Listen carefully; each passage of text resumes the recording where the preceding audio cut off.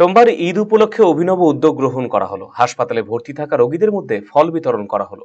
এদিন জলপাইগুড়ি সরকারি medical college হাসপাতালের অধীন সুপার স্পেশালিটি হাসপাতালে এই উদ্যোগ গ্রহণ করা হয়। কর্মসূচিতে উপস্থিত ছিলেন পদ্মশ্রী করিমুল হক। এদিন প্রায় 1000 রোগীর মধ্যে ফল বিতরণ করা হয়। পদ্মশ্রী করিমুল হক জানিয়েছেন, আমরা জাতি ধর্ম নির্বিশেষে সকলকে নিয়ে থাকতে চাই। সমাজে ঐক্য এবং ভালোবাসার বার্তা দেয়। হাসপাতালের রোগীদের জন্য কিছুটা হলো আনন্দের মুহূর্ত তৈরি করা হয়েছে। হাসপাতাল কর্তৃপক্ষের অনুমতি নিয়ে আজ এই উদ্যোগ গ্রহণ করা হয়েছে বলে জানিয়েছেন তিনি।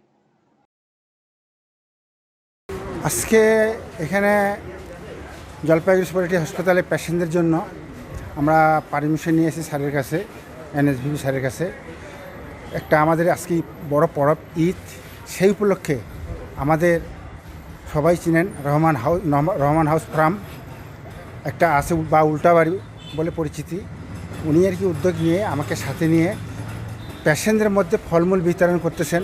একটা ভ্রাতৃত্ববোধ, জাতি ধর্ম নির্বিশেষে প্রত্যেকটা লোকে যেন আমরা থাকতে পারি, এটা একটা বার্তা যে আমরা মানুষের সাথে মিশতে চাই এবং থাকতে চাই। সবাই যেন পেশেন্ট হোক, অন্য ধর্মের মানুষ হোক, সবাই যেন আজকে ঈদের দিনে যেন একটা জাতি ধর্মের নির্বিশেষে একটা বার্তা দিতেছে, এটাই যে আমরা মানুষ সবাই এক, আমরা সবাই ভালোবাসা থাকি, প্রত্যেক ধর্মকে আমরা ভালোবাসি, প্রত্যেক ধর্ম।